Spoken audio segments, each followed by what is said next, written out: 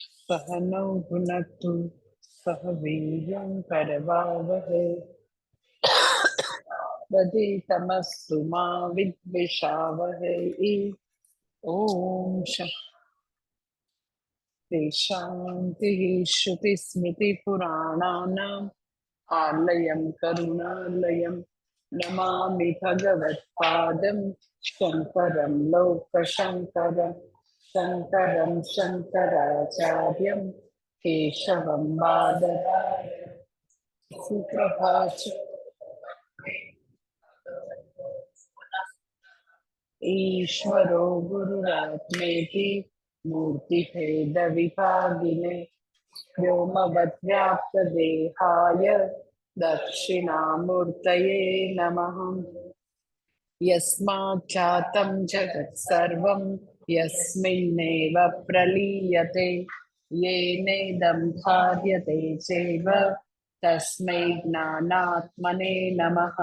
यैरिमे गुरुभिः पूर्वं पदवाक्यप्रमाणतः व्याख्याता सर्ववेदान्ता नित्यं प्रणतोऽस्म्यहं। तैत्तरीयकसारस्य मयाचार्यप्रसादतः विस्पष्टार्थरुचीनां हि व्याख्येयं सम्प्रणीयते। ॐ शान्ति।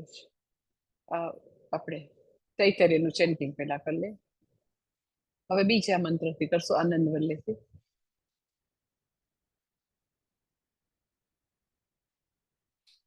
બધા લોકોને હા છે ને મંત્ર, પેલું મંત્ર પુષ્પમ. હા,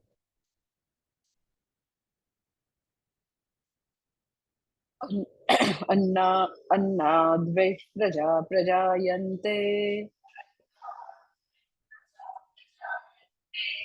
याः काश्य पृथिवी गुंशिताः अथो अन्नेनैव जीवन्ति अथेनदप्रियन्त्यन्ततः अन्नगुं हि भूतानां ज्येष्ठम्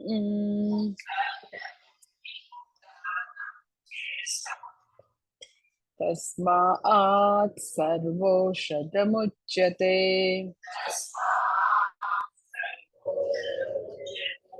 सर्वं वेतेनमाप्नुवन्ति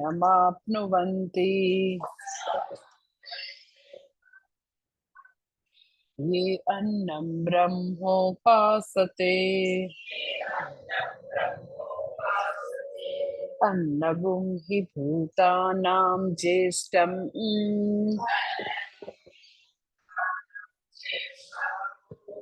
तस्मात् सर्वौषधमुच्यते।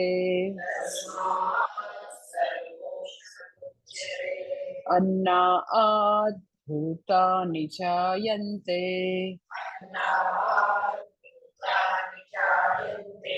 जातान्यन्नेन वर्धन्ते।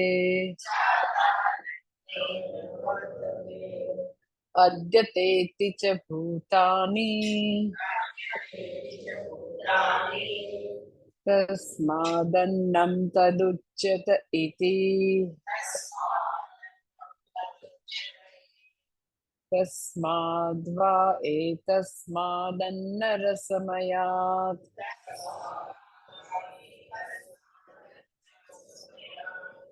अन्योन्तर आत्मा प्राणमयः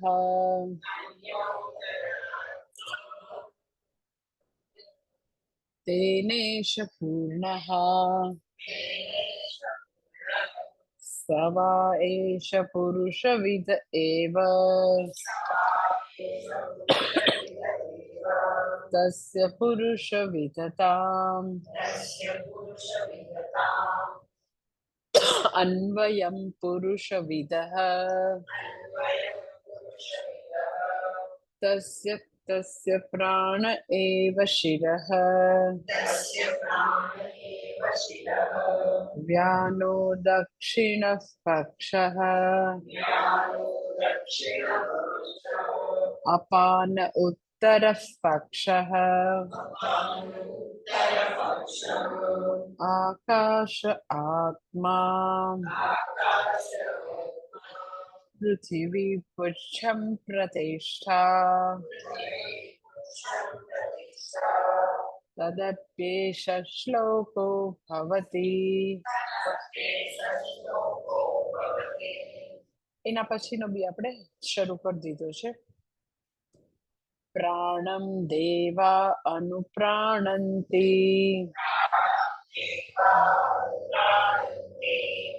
મનુષ્યાઃ પશવશ્ચયે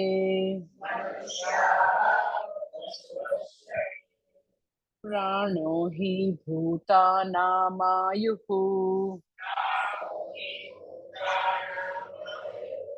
તસ્માत् સર્વાયુષમુચ્યતે.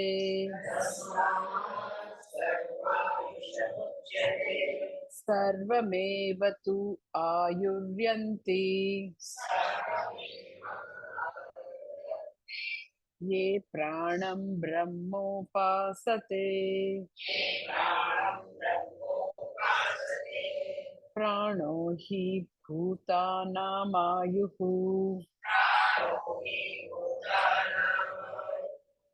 તસ્માत् સર્વાયુષમુચ્યત ઇતિ.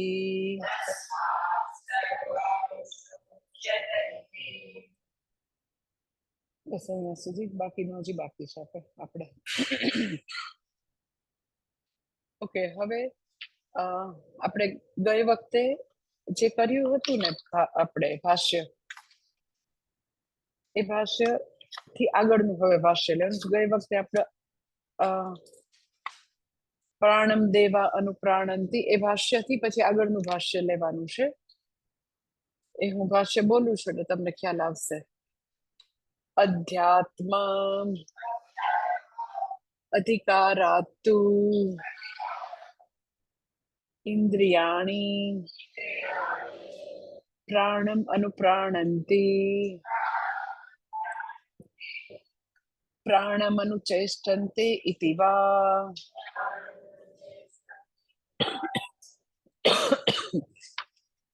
આપણે ગઈ વખતે એ જોયું આપણે કે જે પ્રાણમય જે છે, પ્રાણમયની ટૂંકમાં ચર્ચા ચાલે છે.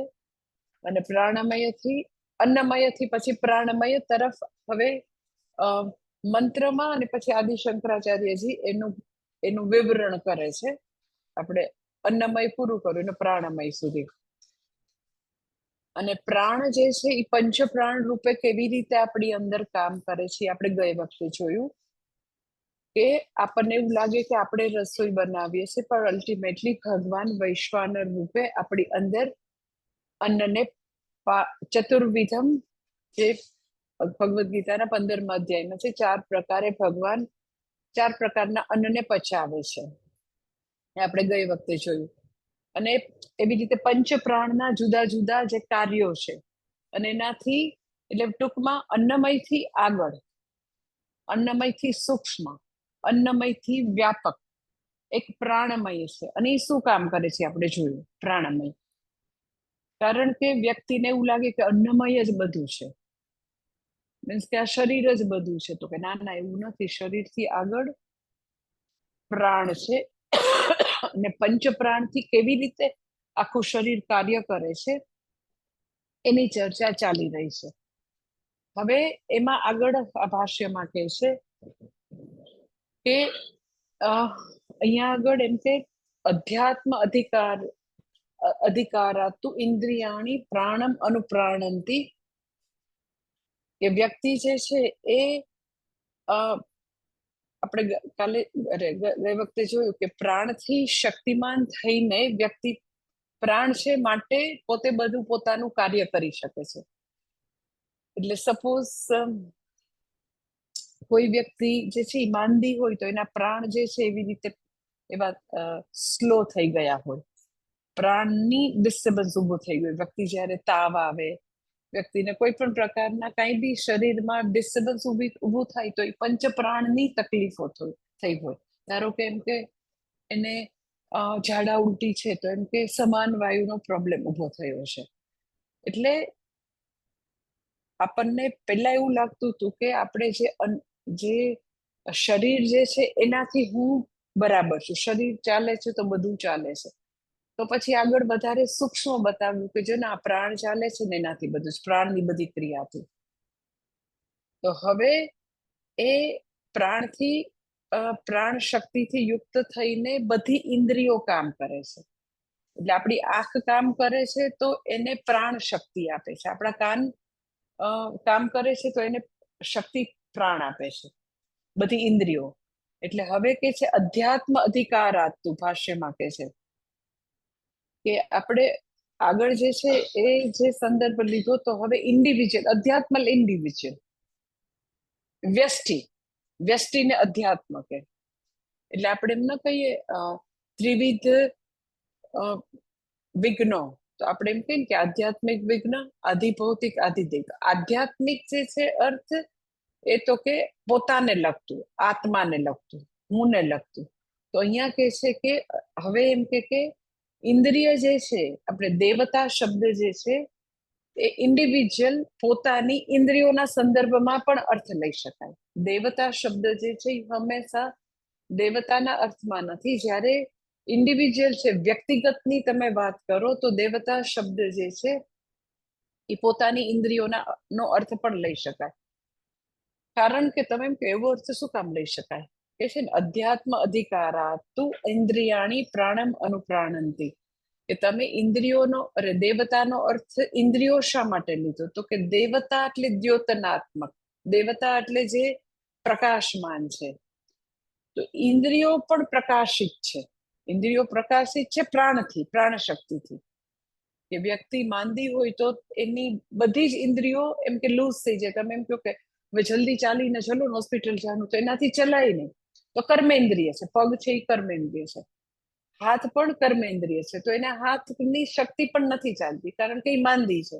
તો બધી ઇન્દ્રિયોને શક્તિ કોઈ પૂરનાર હોય, તમે એમ કહો ના થોડું આટલું વાંચો ને આમાં શું છે આ દવામાં, એમ કે ના મારાથી નહીં બચાય, મને બહુ જ એમ કે નથી જરાય મજા આવતી, તો સિમ્પલ ન્યૂઝપેપર બી ન વાંચી શકે. તો તમે એમ કહો કે આંખને શું થઈ ગયું, તો કે ના આંખને નથી થયું, આંખને શક્તિ આપનાર એકચ્યુઅલી પ્રાણ છે. એટલે ઘણી વાર એમ કે આપણે જયારે પ્રાણાયામની વાત કરીએ તો હું તમને હંમેશા કહું કે જો તમે નિયમિત સિમ્પલ થોડા બી પ્રાણાયામ કરો તો તમારી બધી ઇન્દ્રિયો એનર્જેટિક રહે, કે તમારી બધું જ એમ કે તમારા હાથ પગ સરખા ચાલે, તમારું બ્રેઇન બી સરખું ચાલે, કારણ કે પ્રાણાયામથી બધી જ પાંચે પાંચ કર્મેન્દ્રિય, પાંચે પાંચ જ્ઞાનેન્દ્રિય બધાને શક્તિ મળે.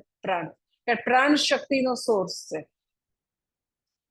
તો દેવતા જે છે એ તમે સમષ્ટિ રૂપે બી લઈ શકો, અને દેવતા શબ્દ અહીંયા ભાષ્યકાર કહે છે, ભગવાન ભાષ્યકાર કહે છે કે ઇન્દ્રિય રૂપે એટલા માટે લઈ શકાય કારણ કે દેવતા જેમ દ્યોતનાત્મક પ્રકાશાત્મક છે, એમ ઇન્દ્રિયો પણ પ્રકાશિત છે. કોનાથી પ્રકાશિત છે, તો કે પ્રાણથી. એટલે એક એક ઇન્દ્રિયો જે છે એને તો કે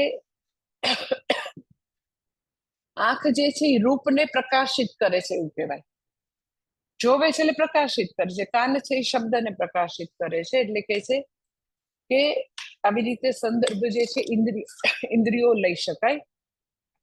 અને એનાથી તો કે ઇન્દ્રિયો જે છે એનાથી આપણી બધી જે કઈ બધી ક્રિયાઓ છે ડે ટુ ડે લાઈફની, એ બધી ઇન્દ્રિયો કરે છે. ઇન્દ્રિયોને તાકાત તો કે એ આપે છે.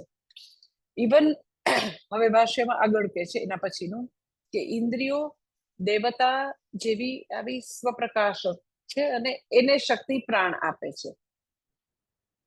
પછી એમ કે વોટ અબાઉટ એકચ્યુઅલી દેવતાઓ, પછી બીજા બધા પ્રાણીઓ, પછી વનસ્પતિ, એનું તો કે એમાં પણ એ જ છે. ભલે એમ કે વનસ્પતિની આખી સિસ્ટમ જુદી છે, પણ એનામાં પણ એવું ઘણું બધું સમાન છે. એ હવે પછીના ભાષ્યમાં કહે છે. એના પછીનું ભાષ્ય જોઈએ. તથા મનુષ્યાઃ પશવશ્ચ તે પ્રાણન કર્મણા એવ ચેષ્ટાવन्तઃ ભવन्ति અતશ્ચ ન અન્નમયેન એવ અતશ્ચ ન અન્નમયેન એવ પરિચ્છિન્નેન આત્મના આત્મવંતઃ પ્રાણિનઃ. એટલે એમ કે છે કે મનુષ્યાહ એટલે કે ખાલી મનુષ્ય નહીં પણ પ્રાણીઓ અને વનસ્પતિ એ બધામાં એ જ વસ્તુ છે. ઓછું કરવું છે એસે. Okay okay. ખાલી આ હવે ખોલવું હોય તો ખોલી નાખજો તો ઠંડક રહેશે. ખાલી મનુષ્યો નહીં, બધા પ્રાણીઓ પણ પ્રાણની જે પ્રવૃત્તિ જે છે એનાથી તો કે એ બધા પ્રવૃત્તિશીલ છે, જાણે કે બધા ચેતન બનતા છે. ન અન્નમય ન એવ, ખાલી એમ કે અન્નમય કે આ એમ કે સ્થૂલ શરીરથી કે અન્નથી નથી. આગળ જ્યારે અન્નમય કોષનું વર્ણન આવ્યું તો એવું બધું એવું વાત કરી કે જો અન્નથી જ ઉત્પન્ન થયું, અન્નથી જ જીવે છે ને છેલ્લે અન્નમાં લય પામે. તો હવે એમ કે કોઈ અસુરની જેમ એમ કે જ્યારે અસુર ગુરુ જે છે વિરોચન એ જ્યારે જાય છે જ્ઞાન માટે, તો એ એવું જ્ઞાન પામીને આવે છે કે અન્નથી જીવે, અન્ન જ બધું છે, એટલે અન્નમય શરીર જ અલ્ટિમેટ છે. તો એ દેહના પૂજક થઈ ગયા, દેહ જે છે એ જ અલ્ટિમેટ છે એવું ગણવા માંડ્યા. એટલે જયારે અન્નમયનું વર્ણન સાંભળે તો કોઈને એવું થાય કે હવે અન્નમયથી આગળ કાંઈ નથી. તો અહીંયા કે છે કે નાના અન્નમયને એવા પરિચ્છિન્નેન આત્મના આત્મવંત પ્રાણીન, ખાલી અન્નમયથી આત્મવાન આપણે બનતા નથી પરંતુ પ્રાણમયથી છે. પછી તમે એમ છો ઓકે તો પ્રાણમય અલ્ટિમેટ છે, તો કે ના, એ એક એક આવી યાત્રા કરાવશે, દેટ ઇઝ વિવેકની યાત્રા. ઓર આપણી એવું કહી શકાય કે આપણે જ્યાં જ્યાં મિસ્ટેક કરીએ છીએ તો મિસ્ટેક કે કન્ફ્યુઝન ને દૂર કરવાની યાત્રા છે, ભૂલ સુધારવાની યાત્રા છે. એટલે પેલા જે કોષનું વર્ણન કરશે એનું એકદમ ઇલાબરેટ વર્ણન કરશે અને પછીથી આગળ કહેશે કે આ આગળના એનાથી વ્યાપ્ત છે. કે અન્નમય જે છે એની અંદર તો કે પ્રાણમય જે છે એ અન્નમયથી વ્યાપ્ત છે. એટલે પ્રાણમય આખો વ્યાપ્ત છે અન્નમયની અંદર, અને એનાથી સૂક્ષ્મ છે, એનાથી વધારે પાવરફુલ છે. એમ કે જ્યારે વ્યક્તિનું ડેથ થાય તો અન્નમય તો એ તો છે જ, સ્થૂલ દેહ તો પડેલો જ છે, પરંતુ અંદરથી શું જતું રહ્યું તો કે પ્રાણ. હા, એટલે એનાથી વધારે પાવરફુલ, એનાથી વધારે વ્યાપક, એનાથી વધારે સૂક્ષ્મ, એનાથી વધારે આંતરતમ એનાથી અંદર છે. ફિઝિકલ બોડી દેખાય છે પણ પ્રાણ દેખાતા નથી. એટલે આવી અવિવેક દૂર કરવાની યાત્રા, કન્ફ્યુઝન દૂર કરવાની યાત્રા. એટલે આગળનું કોઈક એવું માની લે કે હા અન્નમય જ બધું છે, તો કે ના, ખાલી સ્થૂલ કે અન્નમયથી વ્યક્તિ આત્મવાન નથી બનતી પણ પ્રાણમયથી બને છે. એટલે એમ કે ચાહે મનુષ્ય પશવશ્ચ, એ મનુષ્ય હોય, પશુ હોય, વનસ્પતિ હોય, બધાની પ્રવૃત્તિ, બધા જે ચેતન બનતા છે પ્રાણથી. એટલે વ્યક્તિ જે છે એ તો કે એટલે તમે જો કે અન્નમય જ્યાં વ્યક્તિએ ખોરાક લીધો બરાબર, પછી ખોરાક એને પોતાની અંદર જ્યારે જાય છે, પછી અંદર તો કે આવી રીતે 4 પ્રકારના અન્નને પચાવવાનું કામ પ્રાણ દ્વારા થાય છે, પંચ પ્રાણ દ્વારા, પંચ પ્રાણમાં સમાન વાયુ દ્વારા. હવે ધારો કે પ્રાણે કીધું કે હવે તો બાય બાય ટાટા હો, એ જતું રહ્યું સપોઝ પ્રાણ. તો તમે જોજો પોસ્ટમોર્ટમમાં એ લોકો કહી શકે કે એને છેલ્લું ભોજન ક્યારે લીધું. એટલે જ્યારે બી કઈક એવું મર્ડર ને એવા કેસ તો ઇન્વેરિયેબલી એમ કે જો એ 1:30 વાગે છેલ્લું ખાધું હતું, એના આટલા વાગે પ્રાણ જતા, આટલા વાગે એનું ડેથ થયું, એક્ઝેક્ટ કહી શકે. એટલે ભલે આપણને એવું લાગે કે શરીર છે અન્નમય છે, પણ અન્નમયથી આ પાવરફુલ છે. કારણ કે જેવું એ કામ કરવાનું બંધ કરી દે તો ભલે ને અન્નમય અન્ન અંદર ગયું, પણ એ હવે જે એને પચાવવાનું કામ છે એ તો પ્રાણ કરે છે. પંચ પ્રાણથી બધી પ્રક્રિયા ચાલે છે, તો એ તો હવે બંધ પડી ગઈ, પ્રાણ તો બાય બટેટા કરી દીધું. ખાલી મનુષ્ય નહીં, એનિમલમાં પણ છે. અને એવું જ વનસ્પતિમાં છે. વનસ્પતિની પ્રાણીથી એક્ઝેક્ટ જુદી, બધી ફિઝિયોલોજી જુદી છે, નો ડાઉટ. પણ તમે જો કે સપોઝ તમે કોઈ વૃક્ષની એક ડાળી કાપી નાખી અથવા તો એ કપાઈ ગઈ કોઈ બી રીતે, તો એનું જે સેપ છે, પ્લાન્ટ સેપ જે છે, એ ડાળી સુધી પછી પહોંચશે નહીં, કારણ કે ત્યાંથી કટ થઈ ગયું છે. એમને લટકતી હશે સૂકી, પણ હવે ત્યાં આગળ તો કે એ બધું જે ખોરાક ને પાણીની જે એનું જવા આવવાનું છે એ ત્યાંથી અટકી ગયું, તો હવે ત્યાંથી તો કે એ સુકાઈ ગયું, એ ડેડ થઈ ગઈ, એ ડાળી જે છે એ પૂરી થઈ ગઈ. તો જેવી રીતે મનુષ્ય અને પશુઓમાં છે એવી રીતે વનસ્પતિમાં બધામાં તો કે એ જીવંત છે, એની જે શ્વસન ક્રિયા ને બધી પંચપ્રાણની ક્રિયા ચાલી રહી છે એનાથી જીવંત છે, એનાથી તો કે બધું ચાલી રહ્યું છે. ઇન અધર વર્ડ, સ્થૂલ શરીરથી વ્યક્તિ આત્મવાન બને છે એવું નથી. સ્થૂલ શરીરથી આગળ સૂક્ષ્મ શરીર જે પંચપ્રાણ છે, ઓર યુ કેન સે પ્રાણમયથી આ બધું ચાલી રહ્યું છે. અને એ કેવી રીતે હજી છે એનું હજી આગળનું ભાષ્ય વાંચીએ. કિમ તર્હિ તદંતર્ગતેન પ્રાણમયેનાપી સાધારણેનૈવ સર્વપિંડવ્યાપિના આત્મવંતઃ મનુષ્યાદયઃ, એટલે કે છે તદંતર્ગતેન, એટલે અન્નમયથી અંતર્ગત છે, પ્રાણમયનાપી સાધારણેનૈવ, કે જે અન્નમયથી અંદર છે, પછી તો કે સૂક્ષ્મ છે, એનાથી સર્વ પ્રાણીઓ આત્મવાન બને છે. આત્મવાન બને છે એટલે શું, તો કે આપણને, એટલે લોકોને સર્વસાધારણ એવું કન્ફ્યુઝન છે કે આ જેટલું શરીરનો વ્યાપ છે, શરીર જે છે એ હું છું. આત્મવાન એટલે આત્મા, એટલે હું છું. હું આત્મવાન છું શેનાથી, તો કે ફિઝિકલ બોડીથી. એટલે જેવું મારું શરીર એ હું. એટલે કે છે કે ના, એવું નથી. ખાલી ફિઝિકલ બોડીથી, સ્થૂલ શરીરથી તું આત્મવાન નથી, પણ તું એનાથી પણ આગળ, એનાથી આગળ, પણ એનાથી અંતર્ગત, એનાથી અંદર છે, એનાથી સૂક્ષ્મ છે, એનાથી ખાલી મનુષ્ય નહીં, સર્વ પ્રાણીઓ એનાથી આત્મવાન બને છે. એનાથી એ તું છો. તને એવું લાગે છે કે તું ખાલી ફિઝિકલ બોડી છો, તો હવે એ કે છે તું ફિઝિકલ બોડી નથી, પણ તું તો પ્રાણ છું. એટલે જ્યારે એમ કે વિરોચન અને એમ કે આપણે શું કહેવાય, ઇન્દ્ર બધા જ્યારે આત્મજ્ઞાન માટે જાય છે, આત્મજ્ઞાન એટલે હું કોણ છું એ મારે જાણવું છે, તો આવી રીતે ઉપદેશ આપે છે. હવે ઉપદેશ આપવા માટે પહેલા એવું કે હું કોણ છું, તો એમ કે તું અન્નમય છું, અન્નમય. હવે તમે એમ કહો, અરે પણ હું શરીર છું, એ તો કન્ફ્યુઝન છે, તો એવું થોડી ને, એવો ઉપદેશ થોડો આપવાનો હોય. તો સીધું સત્યમ જ્ઞાનમ અનંતમ બ્રહ્મ કીધું બ્રહ્માનંદ વલ્લીમાં, આગળ કીધું જ છે, સ્વસ્વરૂપનું નિરૂપણ એક્ઝેક્ટ કર્યું છે.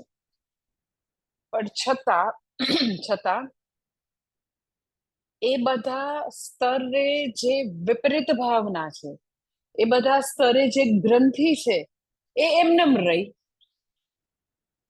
હું શરીર છું એ એમનેમ રહ્યું, અને ઇટ ઇઝ એઝ ધો બીજું એક સુપરઇમ્પોઝન આવી ગયું કે હું સચ્ચિદાનંદ બ્રહ્મ.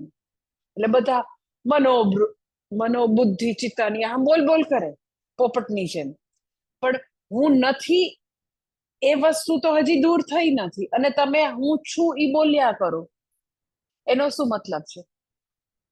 તો તમે એમ કહો પણ એવું થોડું કહેવાય કે હું શરીર છું. હું શરીર છું એવું કહેવાનું અહીંયા તાત્પર્ય નથી. પહેલા હું શરીર છું એવું કહીને પછી એનાથી આગળ ઉઠાવે છે, ઉપર ઉઠાવે છે. કારણ કે અન્નમયના સ્તરે રહીને હું અન્નમય છું કે અન્નમય ની સમસ્યાઓને સોલ્વ નહીં કરી શકાય.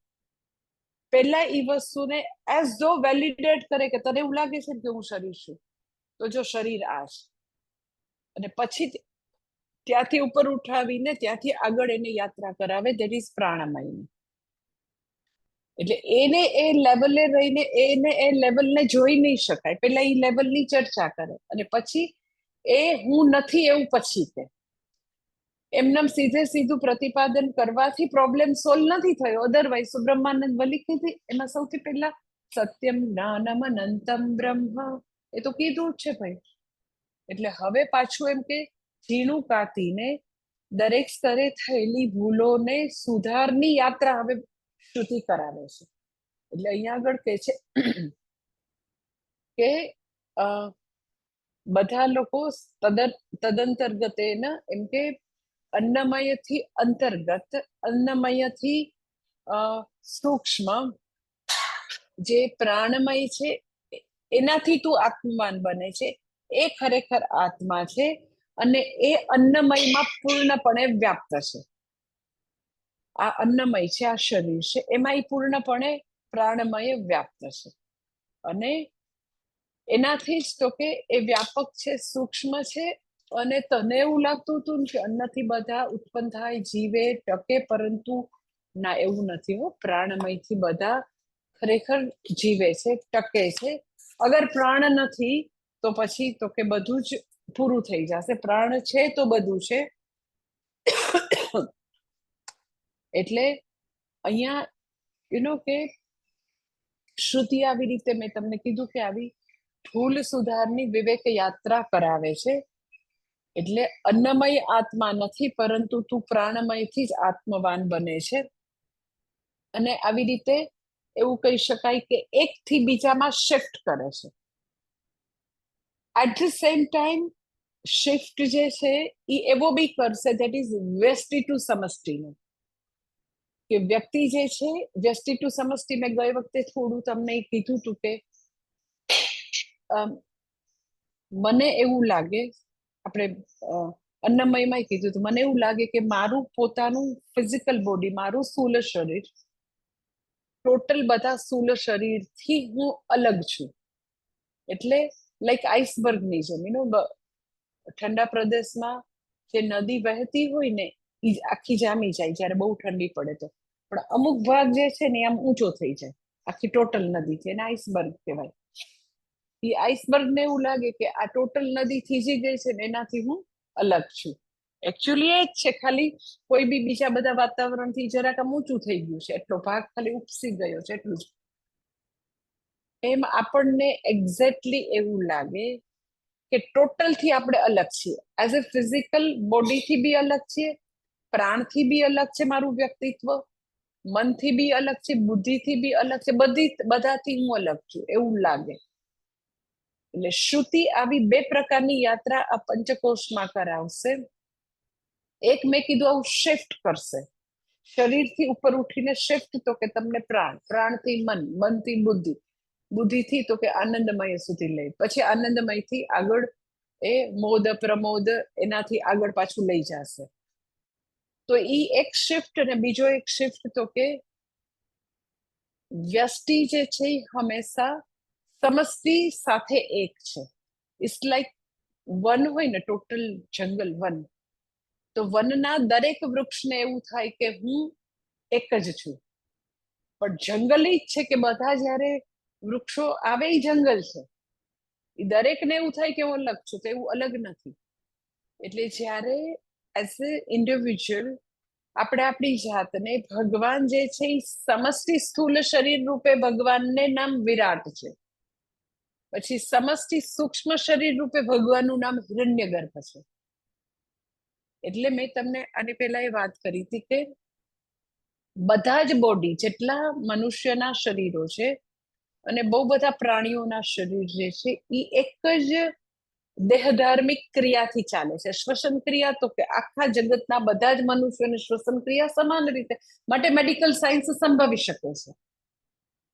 તો એ એક નિયતિ વિલસી રહી છે, એક એવું નિયમ છે. એટલે નિયમરૂપ ભગવાન છે, નિયતિ રૂપ ભગવાન છે. આપણે ભગવાનને એવું માનીએ કે ભગવાન ખાલી મૂર્તિમાં છે, તો કે ના, આખા ટોટલ સમષ્ટિમાં એક એવો નિયમ, એક વસ્તુ ચાલી રહી છે. જે મને નથી દેખાતી વિરાટ રૂપ ભગવાન મારામાં વિલસી રહ્યો છે. જેમ એક વૃક્ષને એવું થાય કે હું તો અલગ છું, એમ નહીં, તમે બધા ભેગા થાવ તો જંગલ બને છે. એમ બધા જ દેહ જે છે, બધા જ શરીરો જે છે એ ભેગા થાય, દેટ ઇઝ વિરાટ રૂપ ભગવાન. પછી બધા જ મન સમાન રીતે કામ કરે છે. માટે સાયકોલોજી નામનો સબ્જેક્ટ છે કે એક વ્યક્તિને આટલી પોતાની ચાઇલ્ડહુડમાં આટલી તકલીફ પડી હોય તો એ આવી જ રીતે વર્તન કરે. ઘણાને હ્યુમન સાયકોલોજીની બિલકુલ ખબર ન હોય ને, આમ કઈ ભાન જ ન હોય, એકદમ ગ્રોસ લોકો હોય ને, તો એ એવી અડબંગ જેવી વાત કરે ને. એક હમણાં મને બેન મળવા આવી હતી, અરે પણ એમ કે માતાજી ઈ XYZ ની લાઈફમાં, એના એમ કે લાઈફમાં ચાઇલ્ડહુડમાં અમુક બન્યું છે, હવે તો એને ભૂલાય ને. હવે તો એમ કે એમ કે એ ચાઇલ્ડહુડના દિવસો પછી, ચાઇલ્ડહુડના જન્મથી ફર્સ્ટ 20 યર્સ ઘણી બધી ભીડ હતી. પછીના 50 વર્ષ તો સારા ગયા ને, તો આ 70 વર્ષના મારા સાસુમાં હજી કેમ સુધાર ન થતો, એ નહીં બધું યાદ રાખે છે. એટલે એકદમ ગ્રોસ, એકદમ જેને કહેવાય ને કે કોઈ જ પ્રકારની કઈ અહીંયા છે જ નહીં, સ્પાર્ક જેવું. કારણ કે સિમ્પલ સાયકોલોજી એવી છે કે વ્યક્તિ જે છે એને 0 થી 4 or 5 યર્સ દરમિયાન એને ઘણી બધી મુશ્કેલીઓનો સામનો કર્યો છે. તો એ 0 થી 5 યર્સનું પેઇનફુલ એક્સપિરિયન્સ 70 વર્ષ નહીં, તમને માસ્ટર થશે 7 જનરેશન સુધી આવે, મોર દેન 7 જનરેશન. કારણ તમને એમ થાય એવું શું કામ? તો એ વ્યક્તિ ને જે તકલીફ પડી, સાંભળજો, 0 થી 5 યર્સમાં ભયંકર રીતે મુશ્કેલી વાળી ડિફિકલ્ટ લાઈફ હતી.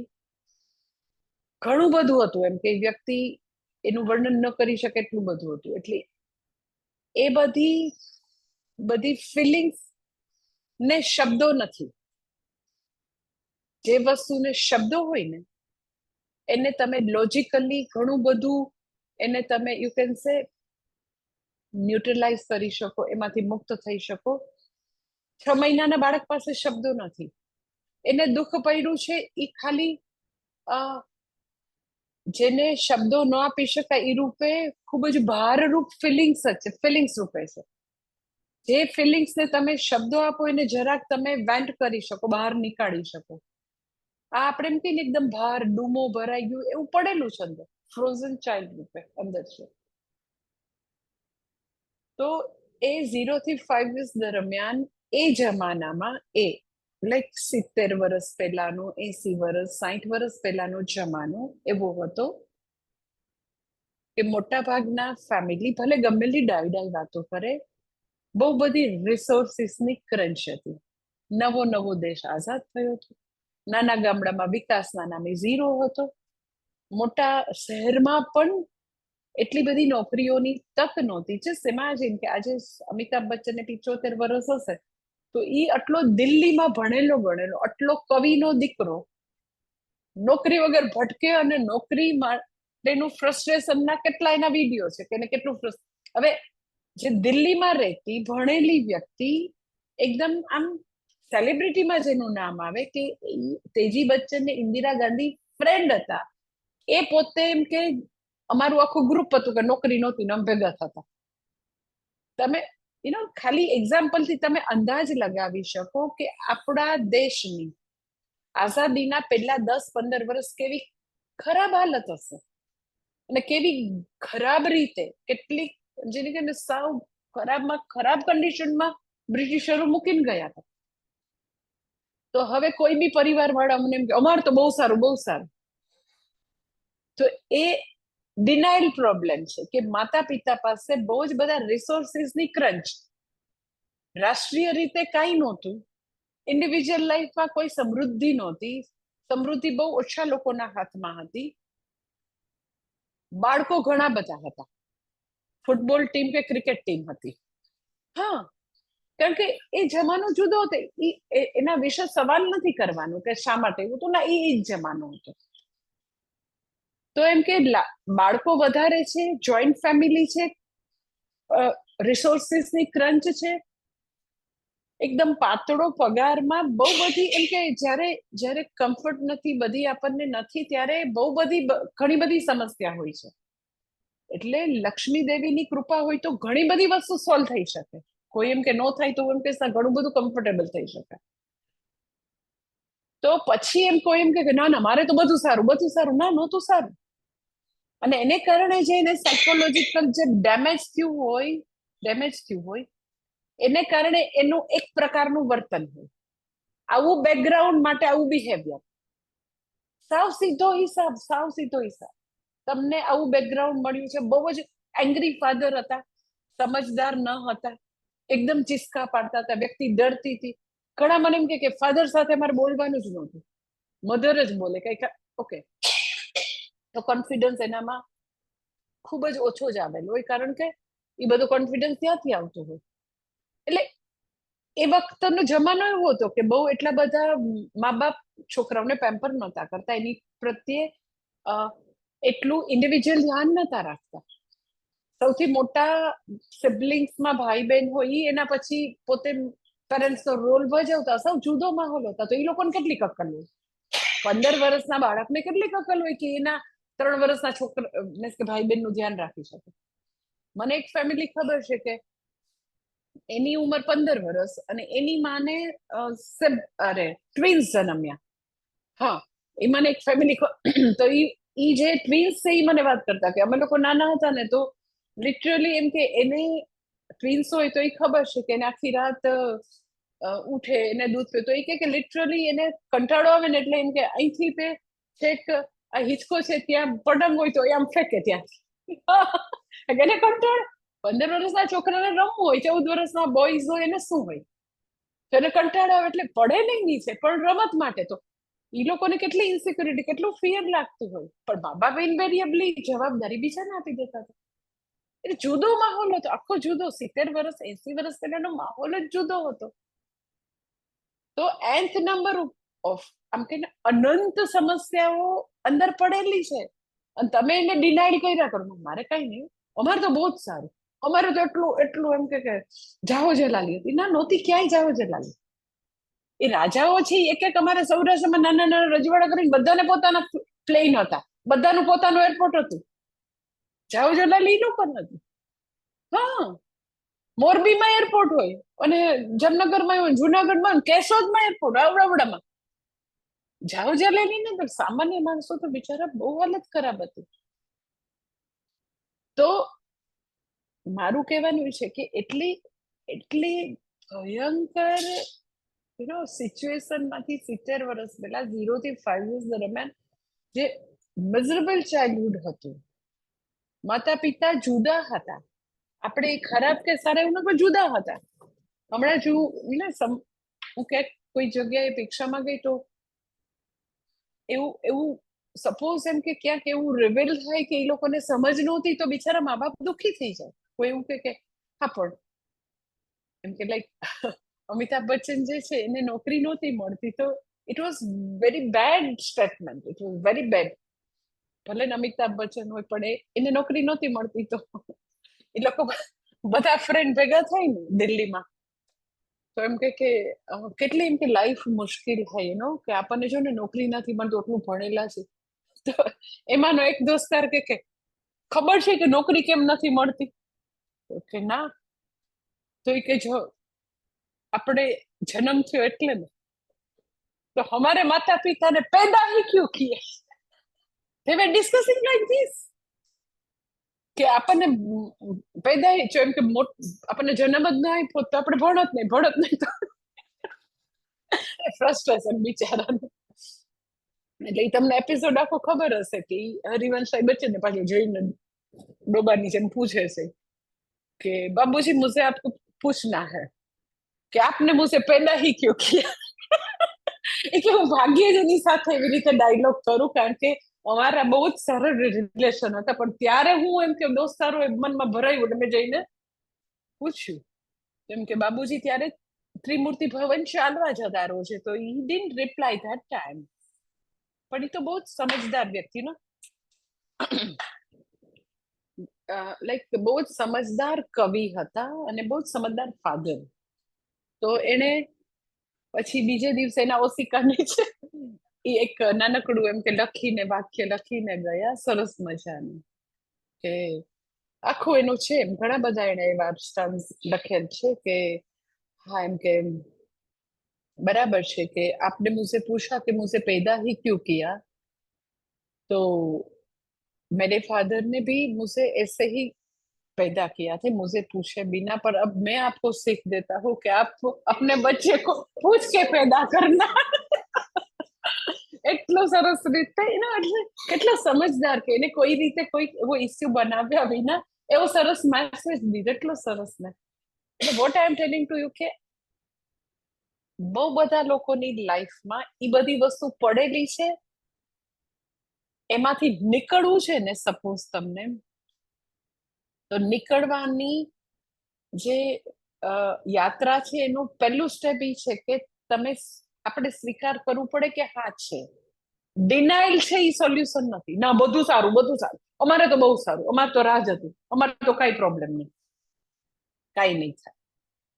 હા, બહુ બધા સિબ્લિંગ્સ વચ્ચે રિસોર્સિસની ક્રંચ વચ્ચે અને એ લોકો બિચારા મે બી એ બે છેડા ભેગા કરવા માટેની જે એ લોકોનું જજુમવાનું હતું, વોટ એવર, એ જે એક્ઝેક્ટ પેરેન્ટિંગની વસ્તુઓ નતા જાણતા, બહુ બધા મા બાપ નતા જાણતા, એવી અવેરનેસ નહોતી.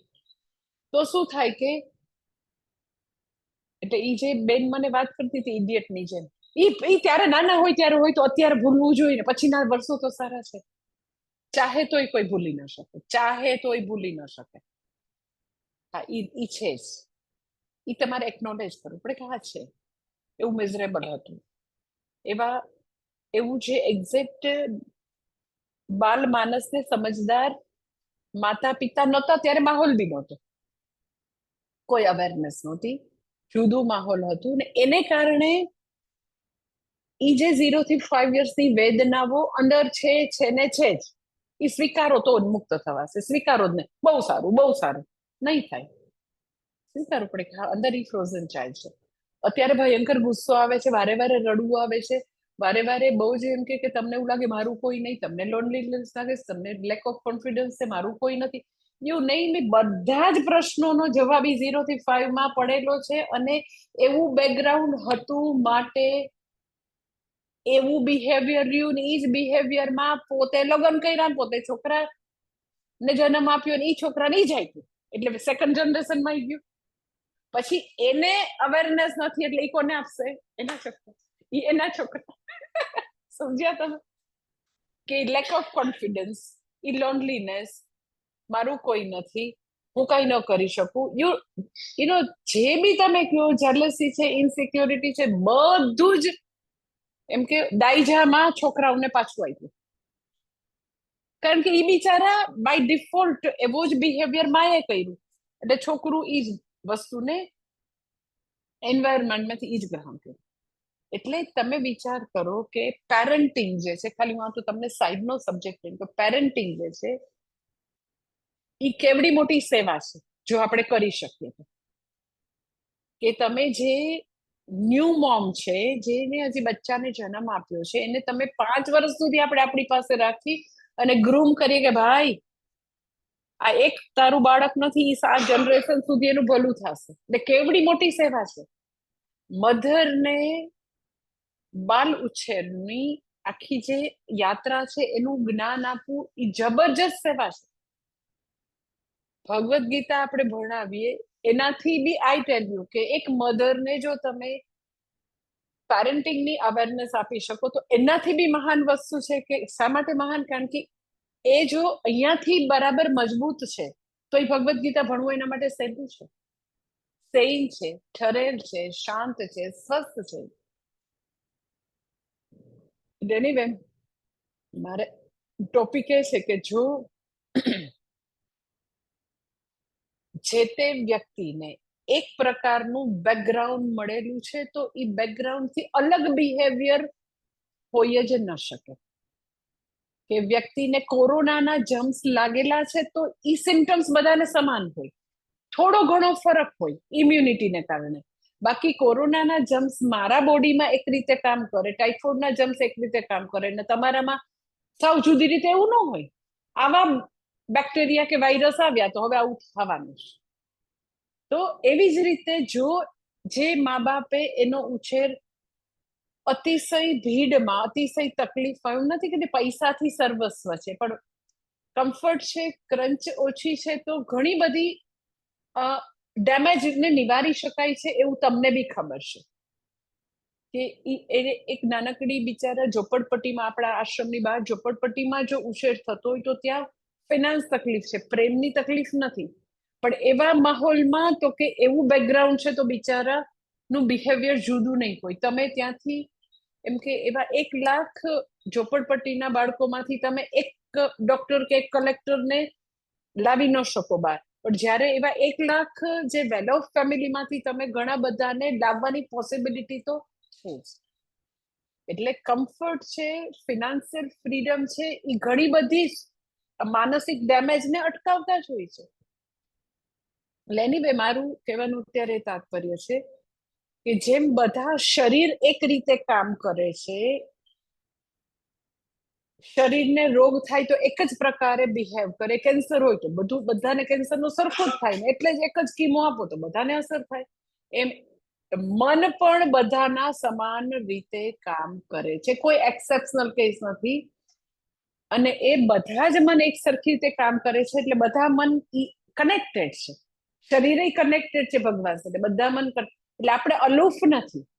દેટ ઇઝ વ્યષ્ટિ સમષ્ટિ શિફ્ટ, કે હું આપણે એકલા અટુલા નથી. હું તો કે હિરણ્ય ગર્ભરૂપ, જે સમષ્ટિ સૂક્ષ્મ શરીરાભિમાની જે ભગવાન છે, એની સાથે મારું મન બી કનેક્ટેડ છે. એ બધા મન ભેગા થાય, દેટ ઇઝ હિરણ્ય ગર્ભ, એ ભગવાન જ છે, એ જ ભગવાન છે. બધા શરીર તો કે એ જયારે ભેગા થાય તો વિરાટ. તો મારું બોડી, મારું મન કોઈ જુદા નિયમથી કામ નથી કરતું, સમાન નિયમરૂપ ભગવાન જે છે એ બુદ્ધિ, દેટ ઇઝ વ્યષ્ટિ સમષ્ટિ શિફ્ટ. એટલે વ્યષ્ટિ જે છે સમષ્ટિ સાથે હંમેશા કનેક્ટેડ, અને પછી અન્નમય જે છે એનું તો કે પ્રાણમય સાથે શિફ્ટ. એ આખી આવી ભૂલ સુધારની યાત્રા છે. એટલે એ અહીંયા આગળ શ્રુતિ એની વાત કરે છે. હજી આગળના ભાષ્યમાં આદિ શંકરાચાર્યજી કહે છે, ભાષ્ય આગળનું, एवं मनोमयादिभिः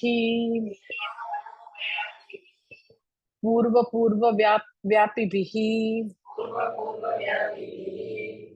उत्तरोत्तरैः सूक्ष्मैः आनंदमयांतैः आकाशादि भूतारब्धेः अविद्याकृतैः आत्मवन्तः सर्वे प्राणिनः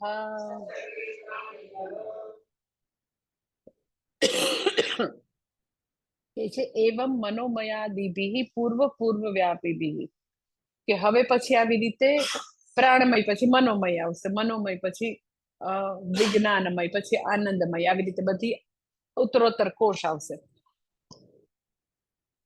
અને પછી દરેક વખતે એવું કહેશે, દરેક કોષની યાત્રામાં એવું કહેશે કે આ તું છો, તું આનાથી આત્મવાન છો.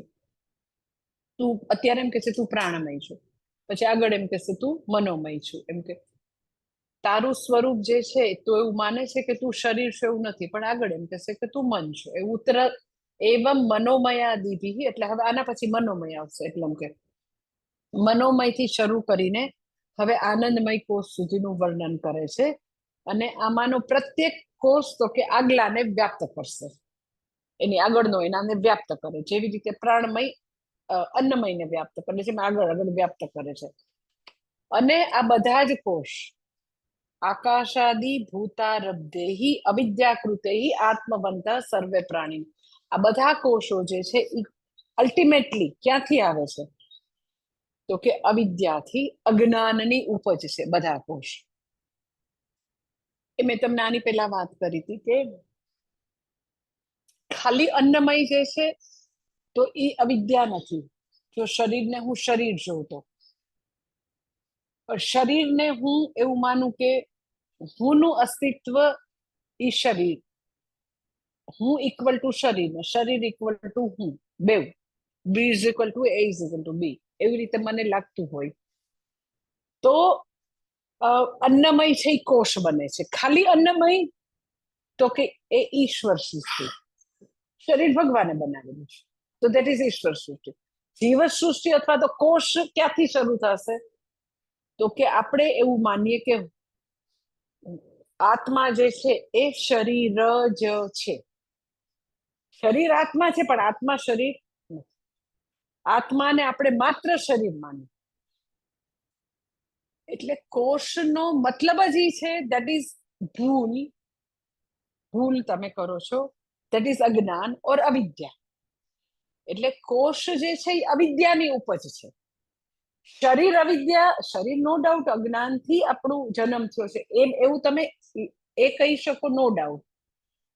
પણ એ કોષ બની જાય છે, શરીર મારા માટે કોષ બની જાય છે. આની પેલા મેં તમને વાત, કોષ એટલે શું? તો કે ઢાંકણ. ઢાંકણ ઢાંકણ એટલે શું? તો કે લાઈક તલવાર જે છે તો મ્યાન જે છે ને ઢાંકણ કહેવાય. તો ઢાંકણ જે છે એ બે વસ્તુ કરે, મ્યાન છે એ બે વસ્તુ કરે કે મને તલવારનું દર્શન બંધ કરાવે, એટ ધ સેમ ટાઈમ તલવાર છે એની ખબર બી આપે. બેવું. તો કે છે અજ્ઞાન છે તો કોષ છે, અજ્ઞાન છે તો આપણે કોષ છે. ખરેખર સ્વરૂપતઃ મારું સ્વરૂપ તો કે શું છે? તો કે સત્યમ જ્ઞાનમ અનંત સ્વરૂપ છું હું, સચ્ચિદાનંદ સ્વરૂપ છું, બ્રહ્મ સ્વરૂપ છું. એટલે વિવિધ સ્તરે આપણે હુંને બ્રહ્મ નહીં જોતા, બ્રહ્મ નથી જોતા, પણ શું છે? તો કે વિવિધ સ્તરે બ્રહ્મ છે, બ્રહ્મ નથી. વિવિધ સ્તરે શરીરના, પ્રાણના, મનના બધા સ્તરે આપણે એ બધાને આપણે હું માનીએ છીએ. દેટ ઇઝ બ્રહ્મ. એ વિવિધ સ્તરે જ્યારે આપણને બ્રહ્માત્મ દર્શન થાય તો એ કોષની બદલે પછી ખાલી એ જ રહેશે, શરીર શરીર રહેશે, મન મન રહેશે. એટલે કે છે કે આવી રીતે આ આખા આ બધા જ કોષ જે છે એ એકચ્યુઅલી અવિદ્યાથી, અજ્ઞાનથી છે. અને એઝ સચ તમે પૂછો તો અજ્ઞાન હતું માટે જન્મ છે, અજ્ઞાનથી આ બધું જ આવ્યું છે, નહીતર તો આપણો જન્મ જ ન થાત. તો હવે એ અન્નમય, પ્રાણમય, મનોમય, એટલે એમ કે શરીર, પછી ઇન્દ્રિયો, પછી મન, પછી બુદ્ધિ, પછી આ સ્થૂલ જગત આવ્યું ક્યાંથી? તો એ જરાક વચ્ચે થોડી વાત કરી લે છે. દેટ ઇઝ ફ્રોમ તત્વ, અરે તત્વબોધમાં એ બધું આવી ગયું છે, પણ જસ્ટ એ તો અત્યારે થોડીક વાત કરી લે છે કે આ બધા જ કોષ જે છે, આ બધા જ ની ઉત્પત્તિ, કોષ નહીં પણ શરીર, મન, બુદ્ધિ, ઇન્દ્રિય બધાની ઉત્પત્તિ તો કે આકાશ આદિ પંચમહાભૂતમાંથી છે. આકાશ, વાયુ, અગ્નિ, આપ, પૃથ્વી, એમાંથી છે. તો કેવી રીતે છે એ જસ્ટ તમને ક્વિકલી કહી દઉં કે જે પંચમહાભૂત છે, આકાશ, અગ્નિ, વાયુ, જલ અને પૃથ્વી, એના જુદા જુદા અંશ છે. એ પાંચ મહાભૂતના સાત્વિક, રાજસિક, તામસિક 3 અંશ છે. પછી એ બધાનું પંચીકરણ થઈને પંચમહાભૂત બને. પંચીકરણની પ્રક્રિયા જે છે એ અત્યારે નથી લેતા, તત્વબોધનો વિષય છે. પણ એટલી તમને ખબર હોય કે સીધે સીધું વાયુ, સીધે સીધું પૃથ્વીમાંથી આ શરીર નથી આવતું, પંચીકરણ થાય છે. તો હવે આ સ્થૂલ શરીર મારું, ફિઝિકલ બોડી, અને આ સ્થૂલ જગત, એમ કે જે સ્થૂલ જગતમાં જે બધું દેખાય, એમ કે નદી દેખાય છે, સમુદ્ર દેખાય છે, બધું. તો એ સ્થૂલ જગત આખું, સ્થૂલ જગત એટલે સ્થૂલ, આપણે બધું જેને વિષયીકૃત કરી શકીએ એ બધું સ્થૂલ જગત. તો એ સ્થૂલ પંચમહાભૂતના તામસિક અંશમાંથી સ્થૂલ શરીર અને સ્થૂલ જગત આવ્યું. તામસિક અંશમાંથી સ્થૂલ શરીર. પછી સ્થૂલ શરીરની અંદર તો કે આપણે અત્યારે અન્નમયની અંદર પ્રાણમય છે. તો પ્રાણમય જે છે એનાથી બધી ઇન્દ્રિયો ચાલે છે. ઓકે, હવે આ ફિઝિકલ બોડી સ્થૂલ અંશમાંથી આવી. તો પ્રાણ અને ઇન્દ્રિયો ક્યાંથી આવી? તો કે એ જ ના રજસ અંશમાંથી, સ્થૂલ અંશમાંથી ફિઝિકલ બોડી મીન્સ કે અન્નમય. હવે પ્રાણમય અને ઇન્દ્રિયો, જો પ્રાણ છે તો ઇન્દ્રિયો કામ કરે છે, આંખ કાન હાથ પગ વગેરે પ્રાણ છે તો પંચ પ્રાણથી. તો એ ક્યાંથી આવ્યા વળી? તો કે એ જ પંચમહાભૂત પંચીકરણ પામે, તો એ પંચમહાભૂતના રાજસિક અંશમાંથી પ્રાણ આવ્યા અને ઇન્દ્રિયો આવ્યા. એટલે તમે જો કે કોઈક વ્યક્તિ આમ બહુ જ એકદમ રેસ્ટલેસ હોય ને બહુ જ હોય તો એમ કે આ બહુ રાજસિક છે, આપણે કે પછી કોઈ વ્યક્તિ સાવ લેઝી હોય તામસિક છે. હા, તો એટલે તમસ અંશમાંથી સ્થૂલ શરીર આવ્યું છે. પ્રાણ અને ઇન્દ્રિયો છે પંચમહાભૂત પંચીકરણ કરવાથી રાજસિક અંશમાંથી એ બધું આવ્યું છે, અને સાત્વિક અંશમાંથી એટલે આજે રાજસિક અંશમાંથી કર્મેન્દ્રિય આવી, ઇન્દ્રિયો આવી કરી પણ કર્મેન્દ્રિયો હાથ પગ વગેરે, જ્ઞાનેન્દ્રિય નહીં, કર્મેન્દ્રિય. હાથ પગ જે છે એ કર્મેન્દ્રિય છે. કર્મેન્દ્રિય અને પ્રાણ રજસ અંશમાંથી, રાજસિક અંશમાંથી, પરંતુ સાત્વિક અંશમાંથી જ્ઞાનેન્દ્રિય આવી. પંચમહાભૂતના પંચીકરણ થઈને એના સાત્વિક અંશમાંથી આંખ કાન નાક ત્વચા જીભ એ બધું સાત્વિક અંશ છે. મન પણ સાત્વિક અંશ, એટલે મન એટલે અંતઃકરણ ત્યાં. એટલે સૂક્ષ્મ શરીર જે છે એ 17 અવયવોનું બનેલું છે, તમને ખબર છે. એટલે જ્યારે વ્યક્તિનું મૃત્યુ થાય ત્યારે 17 અવયવોનું બનેલું સૂક્ષ્મ શરીરને લઈને જાય જીવાત્મા જાય. એ 17 અવયવ કયા? તો કે 5 પ્રાણ, આપણે જે અત્યારે વાત કરીએ, 5 જ્ઞાનેન્દ્રિય, 5 કર્મેન્દ્રિય, મન બુદ્ધિ, 17 અવયવ. એટલે વ્યક્તિ જ્યારે જન્મે ત્યારે જુદા જુદા સંસ્કારો, જુદી જુદી ઈચ્છાઓ, જુદું જુદું પોતાની પ્રકૃતિ બતાવે છે, કારણ કે મન બુદ્ધિ ભેગા જાય છે. એટલે 17 અવયવનું જે અંગ જે છે એને લઈને જાય. એટલે કે છે અહીંયા કે તને એવું લાગતું હોય કે એનો વ્યક્તિને એવું લાગતું હોય કે પ્રાણથી એનો શરીરથી આત્મવાન બને છે, પણ અહીંયા કે છે પ્રાણથી આત્મવાન બને છે. અને અલ્ટિમેટલી પ્રાણથી આત્મવાન નથી બનતી વ્યક્તિ, તો કે બ્રહ્માત્મા, સચ્ચિદાનંદ આત્મા, સત્યમ જ્ઞાનમ અનંત મારું સ્વરૂપ છે, એનાથી હું આત્મવાન બનું છું. બ્રહ્માત્માથી હું આત્મવાન બનું છું.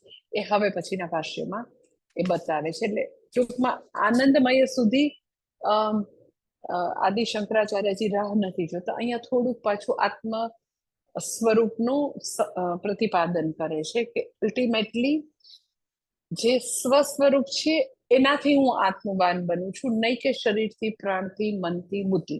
થોડું સ્વરૂપનું પ્રતિપાદન કરશે અને પછી પાછી પંચકોશની યાત્રા આગળ કરશે, જે આપણે નેક્સ્ટ સેશનમાં જોઈએ. ઓમ પૂર્ણમદ પૂર્ણમિદમ પૂર્ણાત પૂર્ણમુદચ્યતે પૂર્ણસ્ય પૂર્ણમાદાય પૂર્ણમેવાવશિષ્યતે. ઓમ શાંતિ શાંતિ શાંતિ. હરિ નમઃ. હરિ ઓમ.